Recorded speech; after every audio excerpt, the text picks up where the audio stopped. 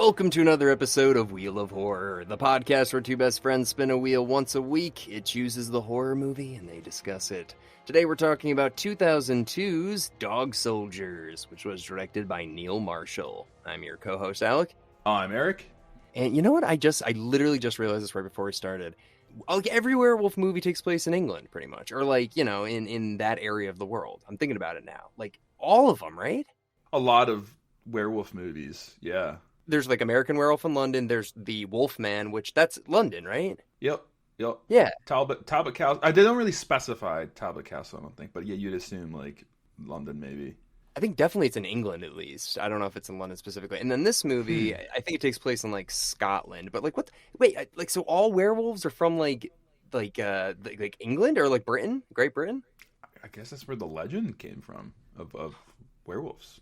Lycanthropes. Yeah, it's just, I don't know. I never really thought about that until just right now. I was like, oh, yeah, they're, like, what? They're probably in, like, Colorado. They're all over the place. I'm like, oh, wait, every single one. Huh. Yeah, we need more American werewolf movies. That's what American werewolves. Is that right, Alec? We need more American werewolves. Not in Paris or London. We need them in America. That's what we need. Yeah. Dude, so, yeah, I'd never heard of this movie. You ever heard of this one? No, never heard of this one.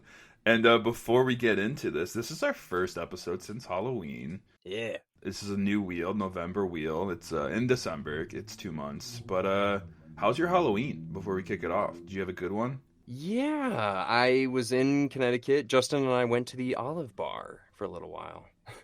That was the O Bar. It's been a while. Yeah, but it was a better weekend. It was a better weekend because Mike and I went to Collinsville, and you know they were doing a lot of like parades and a lot of spooky Halloween stuff. So that was fun. They decorated it really nice, so that was cool. Oh yeah, you went out before. You're like, oh, everyone was all dressed up, and then you went in on Monday, and like no one was dressed up. I'm assuming. Yeah, Monday was like. Well, yeah, because it was the weekend. The weekend is the Halloween like party time, and then Monday everyone's back to work. Like they don't get Halloween off. Yeah, exactly. You got to be with your kids and stuff. Yeah. But yeah, so I mean, it was fine. It was good. First time in Connecticut in like 10 years, probably at least for Halloween. So yeah, it was nice. That's so wild. Yeah, 10 years for you. Yeah. Yeah, I mean, usually I'm in New York or Boston or now LA. So, but yeah, what about you? You're getting trick or treaters and stuff? I had trick or treaters, loved it. I got off of work and like the second I like closed my laptop, it was like ding dong. I'm like, oh god, like I ran out of candy. I don't run out of candy, dude, but I freaking was giving out fruit snacks, and I was like, all right, I want to make it to 8 p.m. And as soon as 8 p.m., 8:05 hit, lights off. That was it. Why? Jesus. And I was like, oh man, but that it really did die down around then. But I was getting like the older kids. Last year, I had a kid come up to me with a frisbee, like as his bag. Like a frisbee up there, like, here, trick or treat, and I'm like, oh man, Joey B's America must be really tough right now, tough times. Frisbee was his bag? Yeah, he was just looking for candy. He wasn't dressed up really at all. He had like a shitty mask on. He just wanted candy, and I'm like, all right, man, here's your one Smarties, enjoy. Yeah, I don't know. I mean, my mom said it was pretty scarce or whatever up in Avon. She said she only had like a couple, so I was kind of surprised. I think this year was more than last year for me, but it's probably because COVID's a little better. And it was nicer weather too. Yeah. So I had more than last year. So now I know, because I had too much candy last year. Now I don't need as much. And now I'm like, oh shit, now I got to find that happy medium next year. So. Well, yeah, you know, Halloween's Halloween. It's fun. But Dog Soldiers. No. Yeah, so this is a British werewolf movie, or Scottish. And God damn it, I don't want to screw this up. What is it? Let me see. It is. It's both. It's both. Right? Yeah. It's a United Kingdom. It starts in Scotland, and then it goes to like the moors of another country, right? Well, it was in like North Wales. It was in the Scottish Islands. That's where it goes. Yeah. It's all over the United Kingdom. Let's just say that because we're gonna screw this up, and you know we're sorry. Yeah. But dude. This movie was really good. I was really surprised. But what did you think? No, I liked it. I wasn't like in love with it. I wouldn't hate to watch this again. I really thought it was action packed, a lot of fun. I will say this: when it opened up and it was opening titles, I was like, oh, this is like kind of putting me to sleep. And then like it starts in Scotland, and then it's like that couple in the tent. She like gives him this very important thing that comes around at the end of the movie. Gifts him this like silver letter opener thing. Yeah. But like my favorite, like I love the opening sequence, and then it gets intense. But there's this one scene where like the werewolf is opening the zipper to the tent. I'm like, oh, so werewolves are like really nice at like, oh, I'm gonna unzip this, and like, Yeah.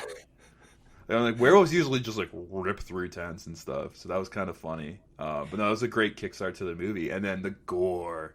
I love the gore in this movie, dude. Fantastic. Yeah, for me, this movie was like a steady, just uphill. Like same with you. Like it started off a little weird. Like I was like, wow, it's bouncing around a lot. But then by the end, and just increasingly, I was like, oh, this is like getting funny. It's like really intense, genuinely believable special effects and makeup. Like still to this day, it's 20 years later, some of the best werewolf I've ever seen. I said the same thing. I was like, this is 2002. So first of all, when it opens, it feels like it's like an 80s movie, right? Did you get that like grainy film feel to it? Yeah, I was like, this is the most like early 90s movie that didn't come out in the 90s. Like, yeah, like it definitely looked like an old movie. I mean, this is 2002. What? Yeah. But yeah, the gore, man. Freaking loved that. Loved it. It was fantastic. But we just watched The Wolfman during the 13 Days of Halloween or whatever, and dude, like I think these are better. I think the special effects for the werewolves in this movie are better than that. Like this one had more like guns and intensity, and there was multiple werewolves. But yeah, the gore gore was better. The gore was better in this for what it is. Well, also just like the realism of the werewolves, like it was quick. It was kind of like Jaws, like they show like very quick, like so it's like POV shots and stuff, so it's not focused on the werewolf the whole time, and that's what I thought was good about it. Like, dude, I thought the werewolves looked super good. They looked cool. They had that the American Werewolf in London feel to the werewolves, like the bigger ones. You know what I mean? Like I like that. I like that werewolf. Mm. And they also had like the yellow eyes too, like right when they were transforming. Yeah, like pretty much the one that's in like Joe Rogan's studio where he does his podcast. He has like that giant werewolf statue or whatever. Yeah, that's from American Werewolf in London. Yeah, but that's what I'm talking. They reminded me of like the like super that kind of werewolf. Mm. I love that kind too. I really like it. So yeah. Now, just for anybody that hasn't seen this movie, because I feel like this is probably super popular in the UK, but over here, like I had never even heard of this. But it's like what? So basically, it's like a SEAL Team 6, like goes on a mission. They're in a training thing, and then they need to like go through this area and like sneak around, and they end up finding a group of people that were attacked by werewolves, and yeah, take it from there, Alec.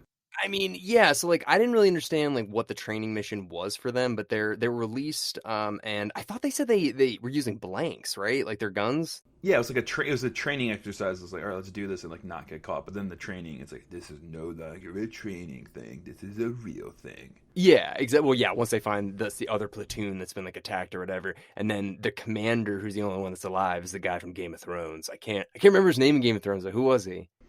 He was Davos Seaworth, the Onion Knight. There you go. There it is. Like Liam Cunningham, great actor. Yeah, so I was like immediately, I was like, oh shit, that's him. So he's the only guy that survives the other platoon, and later we find out that like they were bait or whatever. They're trying to capture one of these werewolves. So there's like a lot going on, but it starts off kind of just like almost like a Predator kind of movie where it's just like a bunch of seals walking through the forest or whatever, and then they slowly start getting picked off, and then they get to the house. So I don't know. I was getting some heavy Predator vibes. That's a great comparison. I would say it's very much like Predator, but Predators where there's like a bunch of them. Yeah. The music reminded me, thinking of Predator, of Rambo. You know the music in Rambo where it has like that like a little trumpet action. No, it's just like a hodgepodge of like a bunch of different things. Yeah, exactly, like Rambo and Predator and just like American Werewolf in London. I was getting Evil Dead vibes from the POV in the woods, like all that stuff. Evil Dead is probably like the best, like one of the best comparisons too, like with the ending especially. I was like, I immediately thought of Evil Dead at the ending, and spoiler, it ends with one guy surviving pretty much, and like with a dog, and he's like, I'm a dog guy because I didn't want to shoot that dog at the beginning of the movie, which we can talk about in a second, but it just reminded me of like the end shot of going through a door, and the camera like kind of goes through the door too.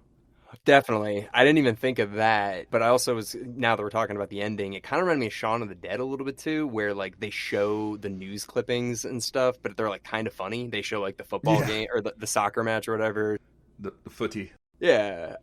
So I was like, oh, that's kind of funny. Like, this is what would happen after the zombies apocalypse or whatever. They have the game shows in Shaun of the Dead, and then this one they have the newspaper clippings of him revealing everything that happened. So I don't know. It was cool. It was a funny movie. It kind of is. It was entertaining as hell. It was funny. Like it's funny because every war movie we have over here, it's like, oh, I can't wait to get a beer and a hot dog at Fenway, and like the one guy's like, oh, I'm missing my footy on the telly game.